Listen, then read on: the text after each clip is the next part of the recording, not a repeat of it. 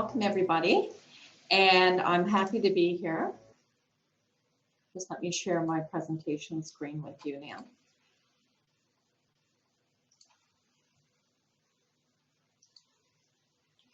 So welcome everybody. My name is Gail Adams, and I'm a marketing instructor at College of the North Atlantic in Qatar. I've been in Qatar now for 3.5 years, and I'm pleased to be here today to give you a presentation on a sustainability project I was involved with back in Canada in 2016. So today I'm going to be presenting on benchmarking community attitudes towards sustainability and really talking about a project and how it evolved over the process of planning that project into something that was more than just education, but became a benchmark for how to measure their progress from now until they reach to where they want to be for sustainability in their community. So before we start, I'd like to make sure that I thank all of the sponsors for Ruad and say that I think it's very important that we participate in these types of workshops, and I'm happy to be able to share my experience with you, and I hope you get some great ideas to take away and some things that you may be able to use yourself in the future. So let's get started. If you have any questions along the way, you can put them in the question and answer section of your Zoom, and I'll make sure that I answer them as they come up or towards the end of the presentation. So as I had said, the presentation itself is all on benchmarking community attitudes towards sustainability. And the interesting thing about this presentation is when I first started the project with the community that I'm going to introduce you to, is they had no idea that they even wanted to change attitudes. They knew what they wanted to do in the long run, but they didn't know what they wanted to do in the, they didn't know how to do it in the short run. So it really became an exercise then of knowledge and an exercise of really expanding what we wanted to do as a committee when we came together. And really along the way, it became a really interesting journey towards changing that community's attitudes towards sustainable practices and how we can get to a place where we can figure out how far along they're coming in the milestones that the committee wants to establish for the area. So the project really was a project that started as a general RFP that went out. And in my previous life, I'm a consultant in Canada and a marketing consultant at that. So an RFP went out and there was a committee from Escasoni in Nova Scotia, which is a community in Canada. And they were looking to broaden the knowledge of the community that they were in on a really amazing award that they had just received in their area. So the area of Canada they're in was announced as a bioreserve for UNESCO. And a lot of people don't know what a bioreserve is, but it's actually a UNESCO area that preserves the environment around a certain area that's designated, and it protects that environment, but it still allows for economic activity and business activity that is sustainable in that area. So that was a big piece for that community to take on, to try and educate people that had no idea they were even living in a bioreserve area. So they decided to do a conference and bring people together from that community area to discuss what that meant. And through bringing the community together and the discussion that they had, we managed to educate them a little bit on where they were living and also what the bioreserve was, but also to benchmark what their current attitudes were towards sustainability and sustainability practices. And in doing that, they now have a level that they can find what their progress is over the next 5, 10, 15, 20, 100, 1,000 years that they want from that moment in 2016 when we did that benchmarking for them. So as we go through the slides here, I'm going to explain all of this to you, how we went through it, and I hope that you find it interesting. So I've decided to explain the journey over 4 different pieces. So the first thing I'm going to do is introduce you to the place. So I'll explain where all of this took place and where it is in Canada. Then I'm going to talk a little bit about the people, because they're very unique people for Canada and also for the area that I live in. And they're special because they live on a reserve and they're a part of the Indigenous community and the First Nations community in Atlantic Canada. Then I'm going to talk about the plan, what we did, and then also the procedure and what some of the outcomes were from that.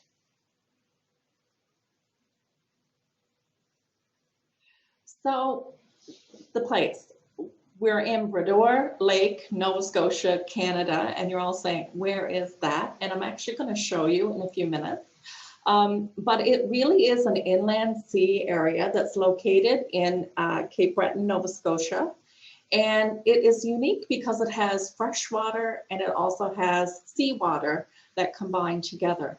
So they have a very interesting habitat that lives in that area. It's quite large. It's almost 1,100 square kilometers, and it's 100 kilometers long, and it has a depth of like 287 feet.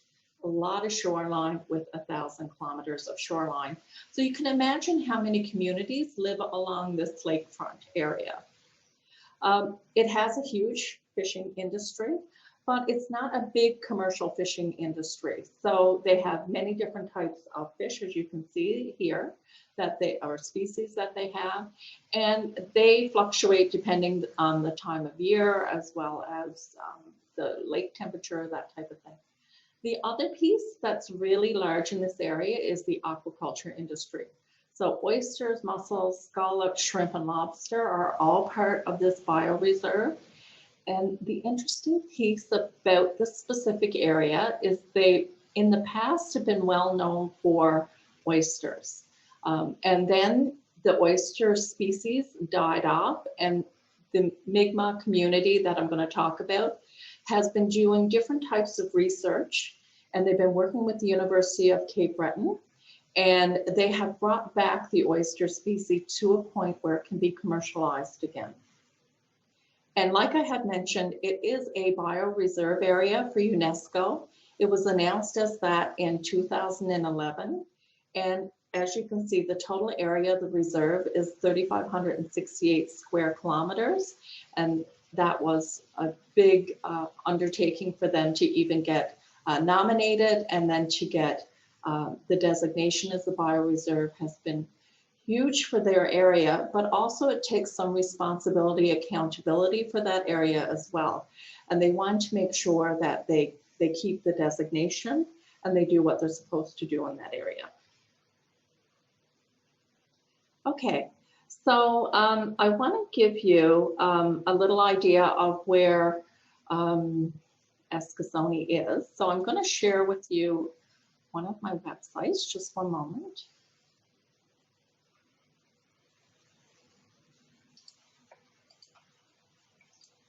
So you should be able to see the world map on you and on your screen now. And if you have a look, I know people are from everywhere, but most of us are probably from Qatar in this area here right now. And the area I'm talking about is a huge plain right away. Over here in Canada, this small island, well, it's not really an island, it has a peninsula here in Atlantic Canada. So if I click on that area, you will see that you can see Canada itself a little bit better. And the yellow piece here is Nova Scotia. So if I click on that, you can see the map of Nova Scotia. And actually the area of Cape Breton, where the bioreserve is the northern part here of the island. And Brodeur Lakes is this piece of lake that's in here. And that's where the bioreserve is. So that's the area that we're going to be talking about for the rest of the presentation today.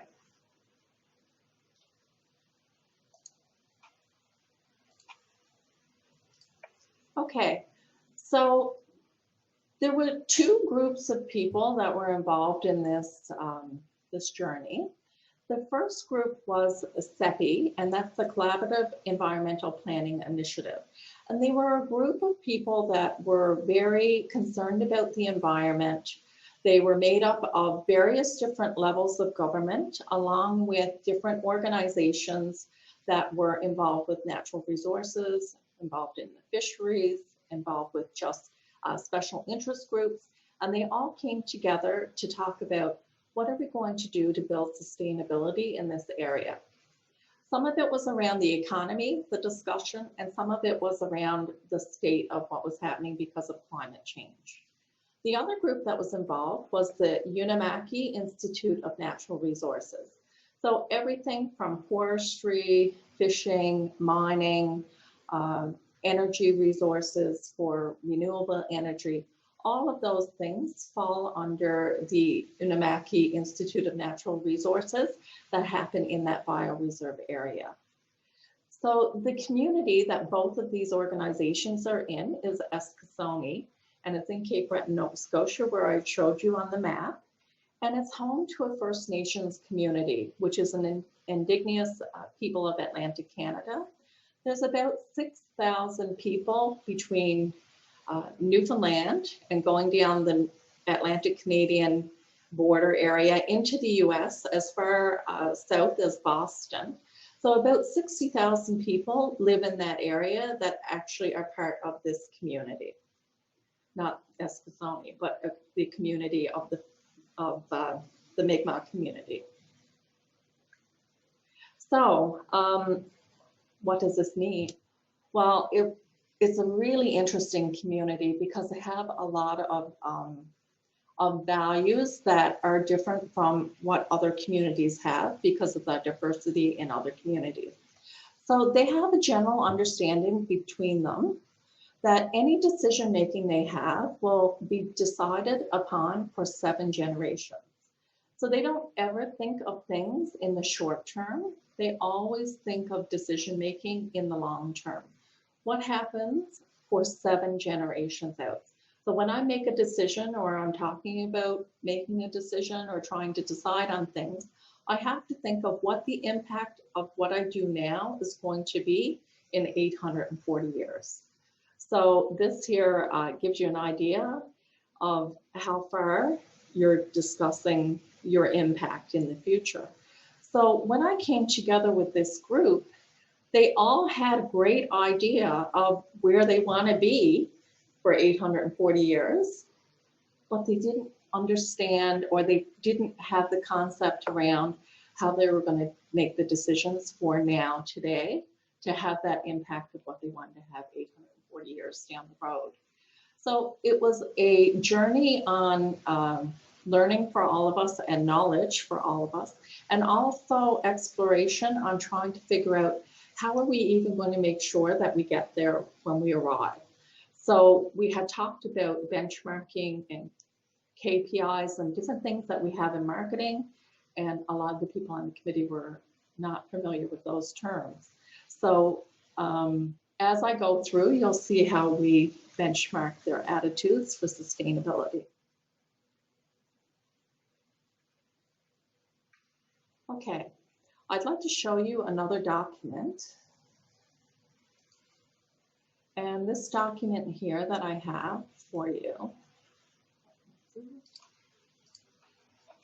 So when we talk about Sephie, the Collaborative Environmental Partnership or Initiative, the vision and goals that they had was to really, in that area, they want to lead a group of people that would be partners that were government, that were that had Aboriginal backgrounds to them, that have Westernized backgrounds to them, that were really trying to make it a living in the area of the bioreserve. And they really wanted to have a healthy environment from any decisions that were made going forward. And then also to heal the environment from the problems that had happened in the past.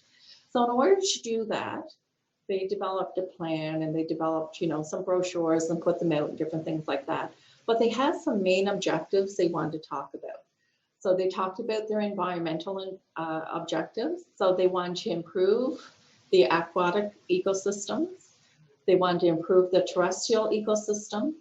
They want to improve the water quality, and also they want to evaluate the effects of climate change. The other thing they wanted to do from a social cultural perspective is make sure that they had their youth and their elders involved. And this conference ended up to be a major event where we brought so many youth together and elders together.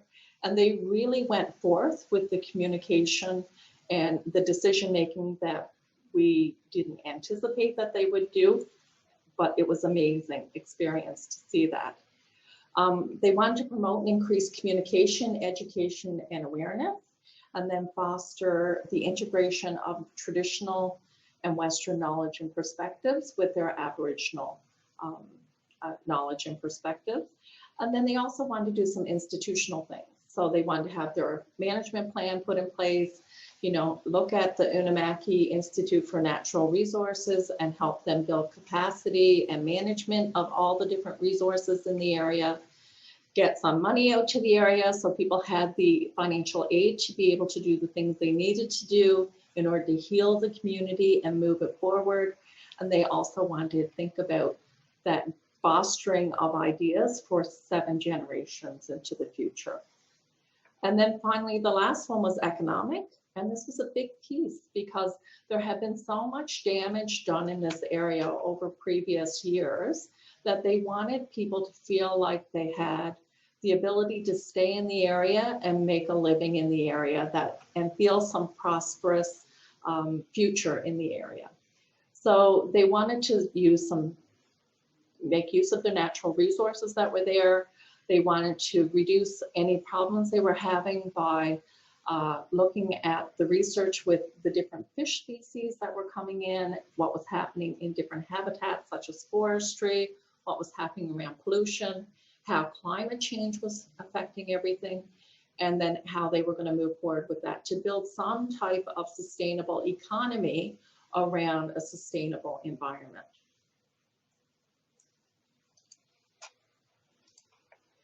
So how did they do that? Well, as I have already said, in 2011, they received the bioreserve designation. And then the first thing they did is brought everybody that they could together in a conference, and they called it the Spirit of the Lake Speak Conference. And really that conference was a communication conference to try and bring people together and find out what are your ideas and your perspectives and where do you want to go with all of this? So from that, there were a number of things that came out. The first thing was the adoption of the medicine wheel and two-eyed seeing was adopted. There was a stewardship production publication produced for communities to educate and get information out to individuals in the communities. And then the People of the Lake Speak Conference happened in 2016, and that's the event that I was involved with. And since then, in 2018, they've had a Youth Climate Changes, Economy Changes Conference. Climate Changes, Economy Changes Conference. And that there was actually put in motion as one of the results of the elders and youth coming together at the People of the Lake Speak Conference. So I'll be able to give you a bit of information on that as well. Okay. So the Spirit of the Lake Speak Conference, it happened in 2011, and it really was exactly like I said, the community trying to find its foundation and trying to come together and define a community focus. And Sephie and UNIR, the Unamaki Natural Institute of Resources, they came together and started to build some different committees that included individuals from the community as well as people from various levels of government to be able to do some things around the natural resources side and also around the economic development side as well. So one of the things that came out of this was Sephie had a number of guiding principles that would lead their way into the future. So they decided that as individuals living in that area, that they are that they are part of the nature, the environment that's there, but they don't own the environment. So they're only borrowing it. So they have to treat it well, right? That they'll pay attention, that they will have no cause for no net loss of habitat. So whatever they do in that area, they have to make sure it doesn't damage the loss of habitat. So it's a real change from what was happening prior to this time. They all decided as well that they were going to work together and they were going to be accountable for the things that the decisions that they made, the actions they took, and took responsibility for any of the outcomes that came from that. They would look to heal any of the previous damages that had happened and try and get back to a net zero place. And then they would also consider the impact of their actions on future generations. And that's where the 7 generations came in. So another piece that they adopted was the Sephie medicine wheel. So as part of that First Nations community, this wheel became very important to all of them. It has many different parts of it, and I'm not going to get into all of it, but it really, the 4 different colors symbolize many different things, right? And it really illustrates a lot of need for equality between physical, mental, emotional, and spiritual aspects of their lives and their cultures, and how those elements, when they come together, produce a synergy. And that from that synergy, you can take elements that you can do really good things together as a community, as long as everybody works together. And then it also talks about the cycles of existence and that time is never ending. And the fact that what we're doing from what we do now affects future generations into the future. And we want to make sure that any decision they made now would be positive, at least for 7 generations out.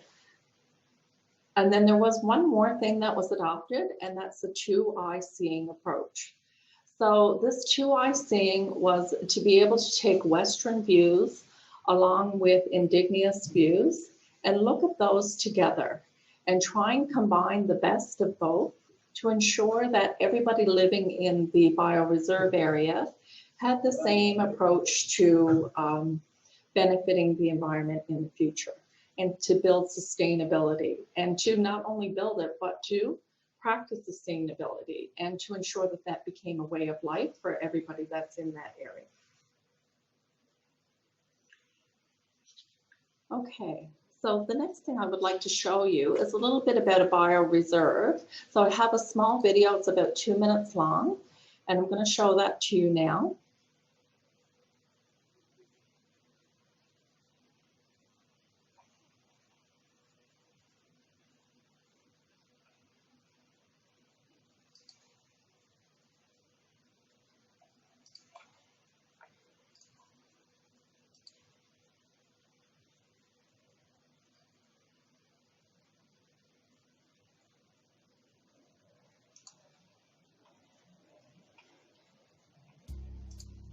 This is Julie.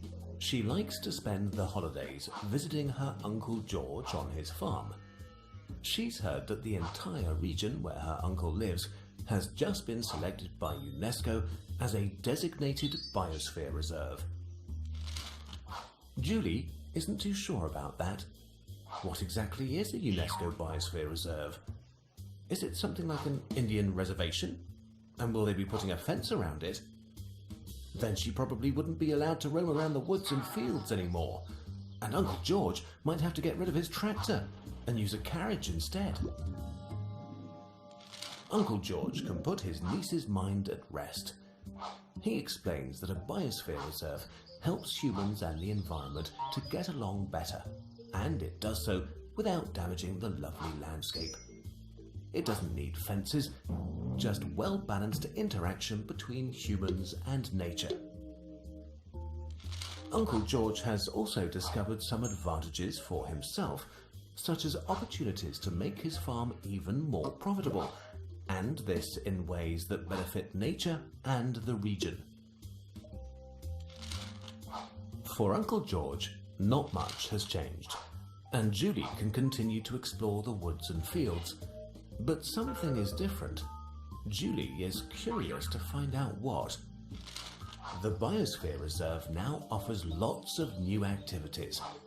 Julie and other visitors can explore the area with a ranger or follow adventure trails to learn exciting facts about animals and plants.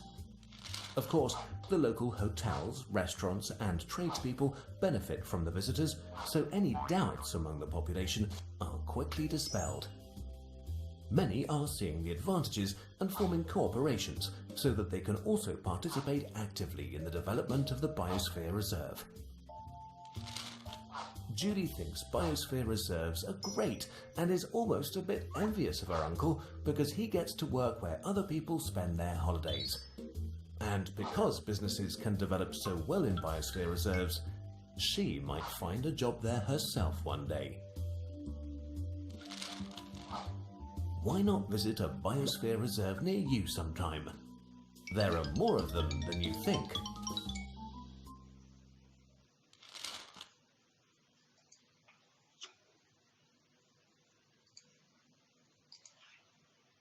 Okay, so I hope that video gives you an idea of where they were going to with the Biosphere Reserve. They were trying to move from an environment that really didn't have much sustainability to something that basically built business from the environment itself that was good for the environment.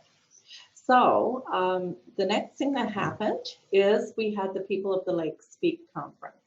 So at this conference, we gathered people together from the community, 450 of them, for a conference. And we decided at the very beginning of the conference that we were going to benchmark attitudes.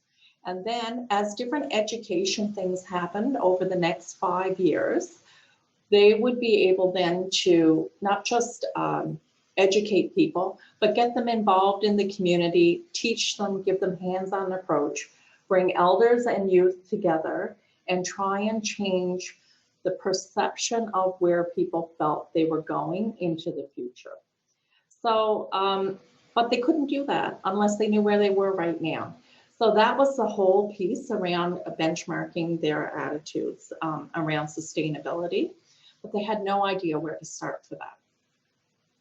So we recognized very early on that there were many different stakeholders at the event that already were in support of the sustainability attitude change and then also moving the community forward.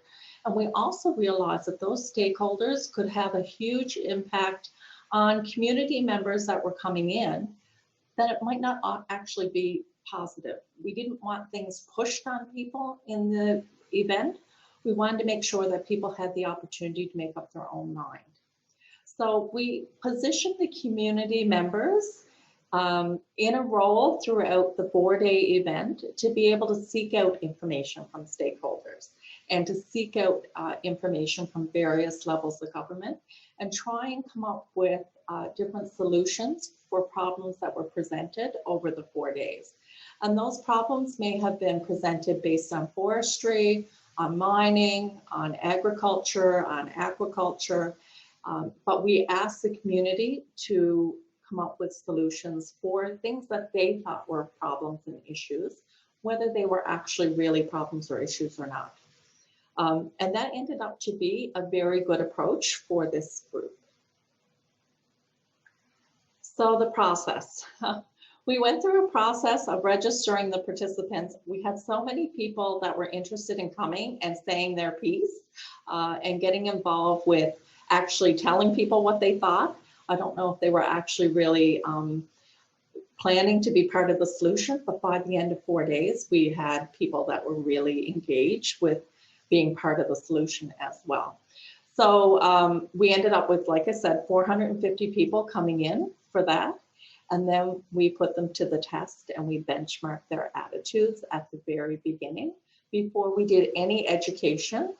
So at the very beginning of the plenary session, we actually surveyed all of them on various different measures of where their attitudes were. So what was the outcome of that? Well, before I tell you what the outcome was, I want to show you, because you're going to be interested in knowing how do we do the measurements of this. So we used a document. Let me show you what that document is.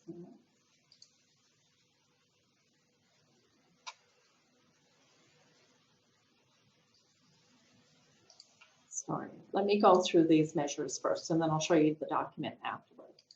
So at the plenary session, we started with the first question. They had they could make their, I guess, those automatic remote controls, so they could actually participate, and we could give them the results as they were doing each question. So back in 2014, of course, Clinton and Trump were going to be the next US president, rivalries together. So this was just a test to teach them how to use the remotes. And then we started with the questions. So the questions that we talked about were things around sustainability and about the environment. So the first one was, you know, what did they think that sustainability should include? So up to this point, they had no education whatsoever. So they felt that for them, they needed to have all three of these: the healthy environment, a healthy society and culture, and a healthy economy. And that was really good for us to see, because they were on the same page as what Sephie and you and I were. We know that where we were going with the two groups would actually be very positive if we could find a way to communicate with everybody. So we went down through different things. We talked about the watershed, if they thought it was healthy. We also talked about the community and the culture, the economy, right? So we could see that people thought that the watershed was very healthy, right?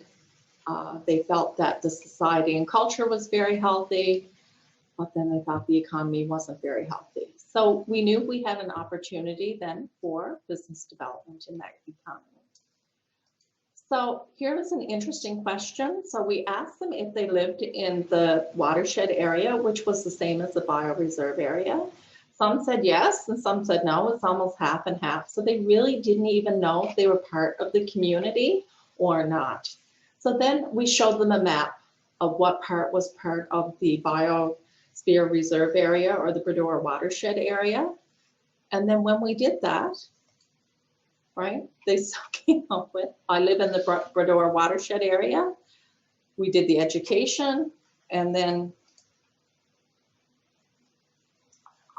I think I put the wrong slide up here, because usually it was like, yes, they all knew, right? So here we had 6% that weren't sure, and here we had 0 that weren't sure. So people had a good idea where they lived then. Then we went into different things that were critical. So we just benchmarked everything. So all of these different questions that we had, and I'm not going to go through all of them, gave them a benchmark that they could use in the future if they ask the exact same questions when they come together again in the future. So they decided at this conference that they would meet and hold a conference to do measurements in 5 years' time. So the next event would be in 2021, when they bring everybody together and benchmark. And I know when they do that, based on some things that I will show you in a few minutes, that they will actually have better results than what they have here. So their education, their community involvement, and the committees they put together from this conference were very, very helpful for them. Okay. So the next piece that I want to talk about here is, how do we transition? So when you're trying to transition towards a culture of sustainability, you need to really talk about what those goals and objectives and measurables are. And as a marketing person, I deal with this quite frequently with clients, but not necessarily everybody that is around the table dealing with natural resources and that are used to changing attitudes or trying to change or measure where we currently are to where we're going, especially if some things are really difficult to measure. So if you don't put something in place like we did with the questions at the conference and benchmark things, you have no idea what your progress is as you move forward. So you don't know if you're really meeting your goals. You may have an idea if you're meeting your objectives, but you don't know what the milestones are and when you've met them or when you've exceeded them, or even more so when you've fallen short of that, to understand what you need to do to change that. So as a group, when we were a committee talking about doing this, we talked about the questions that we would develop.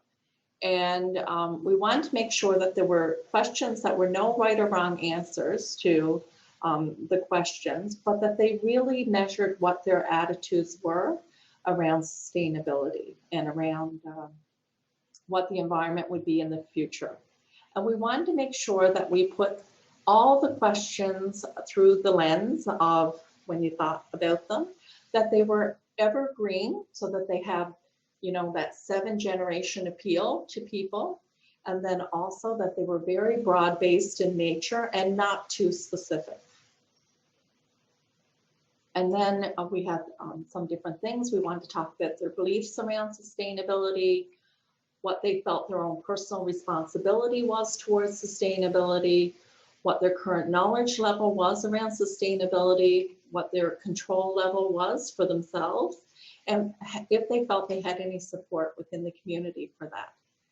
And then after that, we would use different things or outcomes from the conference that we did to help to develop impact from what their measures were, so that in 5 years' time, when we measure again, we hope that not just from educating, but also from doing and being a part of, being involved and engaged in the community, that we would see a difference in the measurables from 5 years out.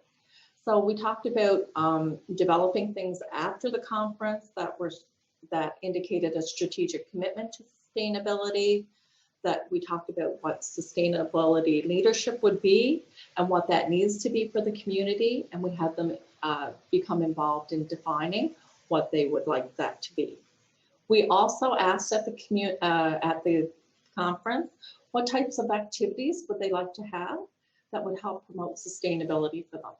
So it was all right for us to decide, you know, and discuss around a boardroom table, what can we do for that? But it's much better if it comes from the grassroots for them to say, you know, if I want to do something for sustainability, it's no good just for me to do it.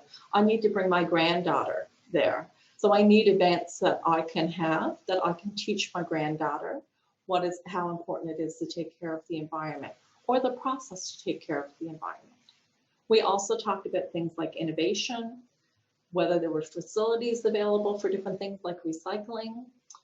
We talked about different processes that were in place and how they could be streamlined and used within the community for other things that would promote more sustainable practices.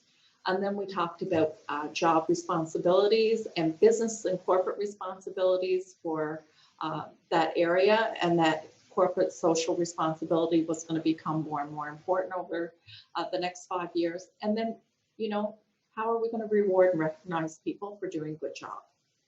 So we talked about all of that, and we incorporated everything into the committee for that.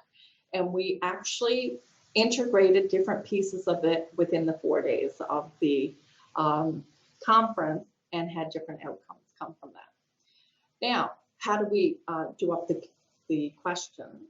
So there is actually a model that you can use, and we use the Awake Cultural Sustainability Model. And I'm going to share that with you now.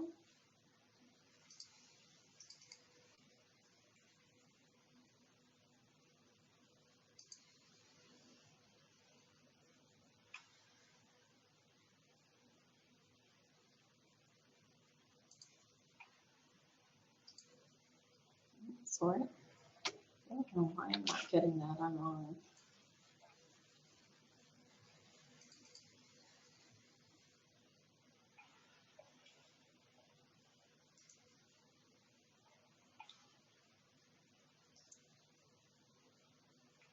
Here it is.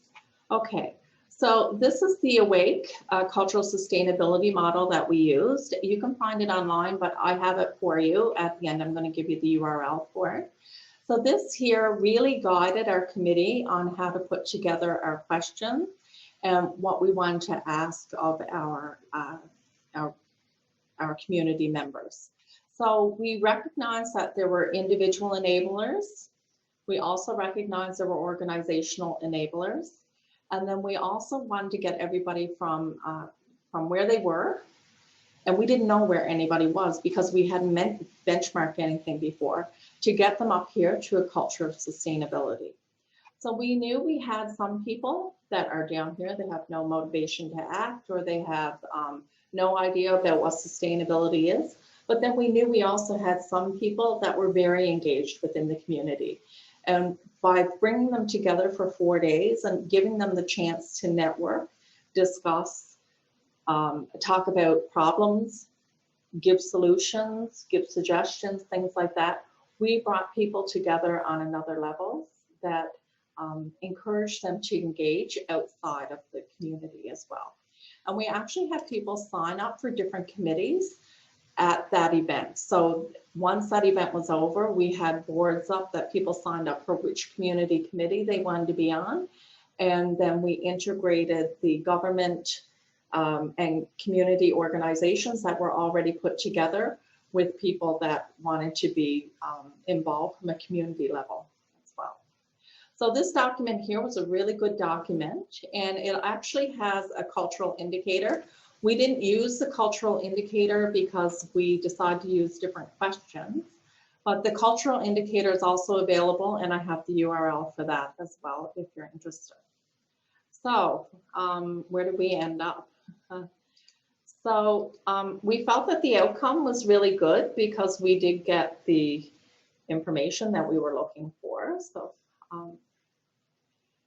if I go back into the document, this document here, right, we have all of this information that we can use, and we also still have the raw data as well as the attitudes benchmarked for everybody. But the biggest thing I think that came out of the event was the opportunity to be able to engage everybody in the community and to move forward with building sustainability.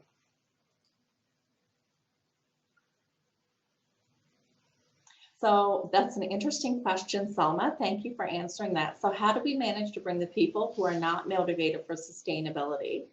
And normally these people are not interested in talking. So we actually asked people if they would go out and talk in the community in the settings that they like. So in the First Nations community, they like to do everything in like tea houses, or they will have a fire, or they will have a living circle, or they will have discussions like that. So by bringing the elders into the conference along with the youth, and the youth and the elders actually came together with the plan to communicate this back into their groups. So elders then began to hold different discussions around sustainability at conferences that they were holding, like powwows and things like that. And the youth would come into the conference. So they felt that, the elders felt that their education of the youth around taking care of the environment and building sustainability for 7 generations out was a responsibility that they were passing from themselves onto the youth. And the youth then took the responsibility from the elders and started to develop different programs with the help of the different organizations that were there. So that's why the conference that you've seen that has the youth conference there, that was held in 2018, that was an extension of what that process was. Does that answer your question for you?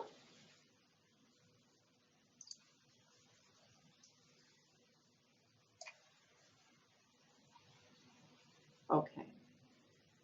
All right, so the next thing we had after our outcomes here is what happens now 5 years out. So we're almost 4 years through that, even though we've had COVID, and I'm sure it's affected that area a little tiny bit. And yes, I've been over here in Qatar, so I haven't been following it as closely. But if I can show you what I have done for you, is I have a palette of different resources. So if you can remember at the very beginning when I showed you the information on the bioreserve, that one of the areas, let me go back here, one of the areas here that they have is their aquaculture industry. And I mentioned to you about the oysters being something that had in the past been a great commercial industry for them, and now it had died away, and now they were trying to bring it back. Well, in the Padlet, while I was preparing everything for you for this, I'm going to share that Padlet with you now. I'm going to give you the URL for that as well. So in the Padlet,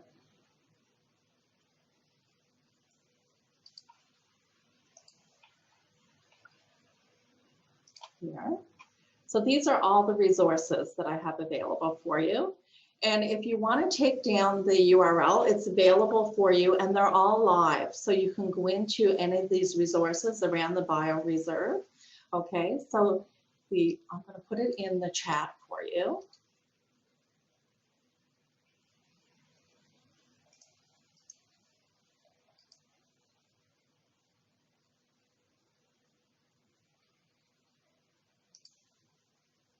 Okay, so I've added that URL into the chat if anybody wants to copy it. And you'll notice that some of the things that they have here are actually things that they had planned at that conference. So this talks about the youth conference and gives you the information that came from there. This is the full conference report from 2016 when we had that conference.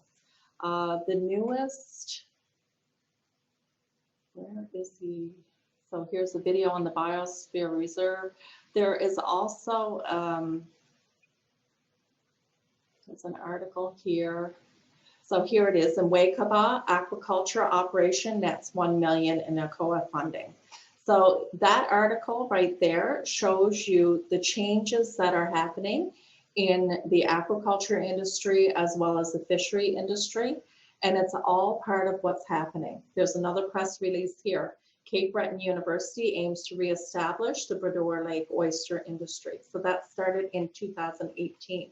So if you look at the dates around this stuff, and this here is for 2018, funding for steelhead trout harvesting, you can see the changes that have been starting to happen in the community. Do I think it will happen fast? Absolutely not, because these individuals that are sitting around the table don't want a quick fix for anything.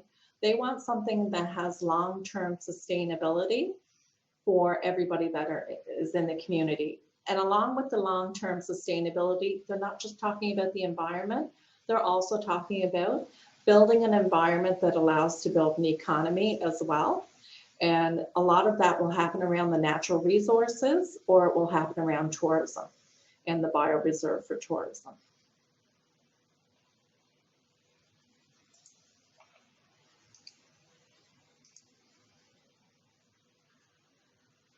So that ends my presentation for today. I hope all your projects are always sustainable for 7 generations, and that you not just think about what you can do for a quick fix, that you make your projects have long-term effects that are very positive for the future as well.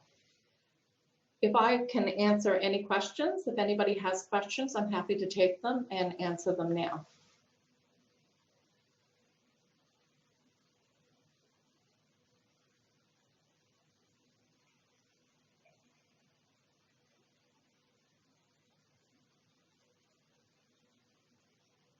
No questions? Oh, I'll get one. What's the most outstanding achievement of that wonderful initiative?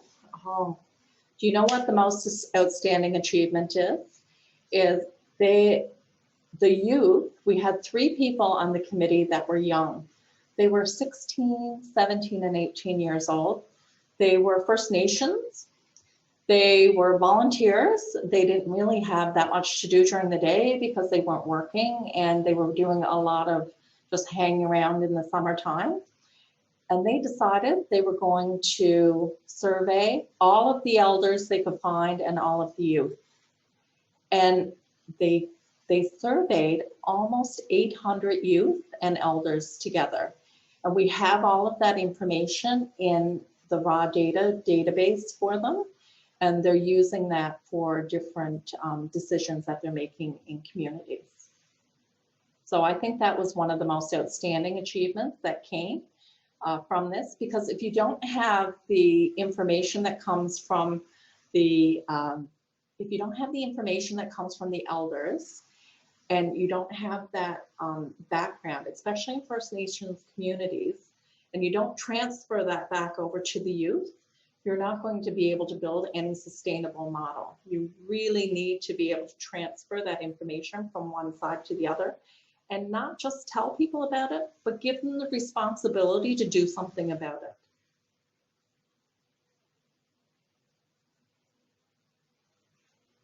You're welcome. So how can I apply sustainability in hospital in a specific unit? So you're talking about a department in the hospital, and you want to apply sustainability in a hospital? I would take the exact same approach that we took with this conference. So I would bring everybody in that department together and say, where are we wasteful? What are we doing here that can be changed? I guarantee you most people that are working in that unit probably have ideas that management don't even realize what they can do to change attitudes, right? And change behaviors. Because people that are actually living it and working it are the ones that have all of the ideas and all of the answers. So if it was me and I was working in a hospital environment, the first thing I would do is bring everybody together and say, I know that there are ideas here around sustainability, or we're wasteful in different areas. There's things that we can do better. Tell me, how can I help? Where are your ideas? And give me solutions. So tell me the problems, but tell me the solutions, and tell me how we can make that happen. And things would change fairly quickly.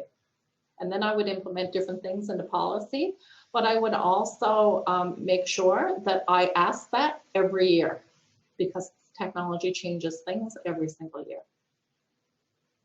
You're welcome very much, Salwa. And I can share my email address. It's actually on the presentation. Okay, take care, everybody. Thank you.